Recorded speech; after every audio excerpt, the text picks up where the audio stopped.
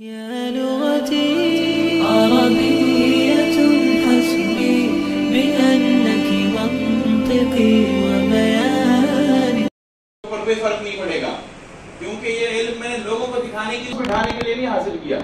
اللہ کے نبی صلی اللہ علیہ وسلم نے کیا فرمایا؟ من طلب العلم لیجاری به العلماء او لیماری به السفہاء فلیتبوأ مقعدہ فی النار۔ جس نے علم اس غرض سے حاصل کیا کہ وہ اسی طرح دینا جس طرح ہمارے ائمہ دیتے تھے، اور دین کی جو اصل تعبیر ہے اس کو آپ نے محفوظ رکھنا۔ اس لیے آپ لوگ جو ہے یہاں پر بیٹھے ہیں، اللہ نے آپ کو یہ توفیق بخشی، اللہ تعالیٰ نے آپ کو یہ اعزاز، تو اس پہ اللہ کا شکر بھی ادا کریں۔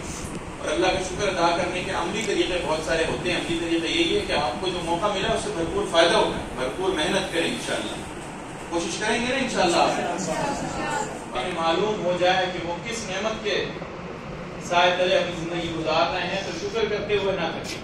آج کے اس مفتن دور میں جب کتنے ہر طرف جب کسی بھی خیر کی راہ میں جاتا ہے تو اس کے ساتھ لوگوں کا ہونا اس کی ہمت کو مضبوط کرتا ہے۔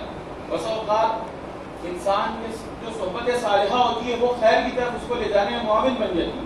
یہاں سے دیکھیں یہ بات ہے کہ صحبت صالحہ کو اختیار کیا جائے۔ صحبت صالحہ خیر کی راہ میں ساتھ لے کے چلنے والے ساتھ۔ ہارون علیہ السلام موسیٰ علیہ السلام کے سگے بھائی نہیں تھے۔ یہ غلط العام ہے کہ ہارون علیہ السلام موسیٰ علیہ السلام کے سگے بھائی تھے، موسیٰ علیہ السلام کے بھائی نہیں تھے۔ اخوت ایمانی تھی ان کی اور ایک رشتہ داری تھی۔ انی اخاف ان یکفرون ویضیق صدری ولا ينطلق لسانی فارسل الی ہارون۔ اچھا، پہلا خوف کیا؟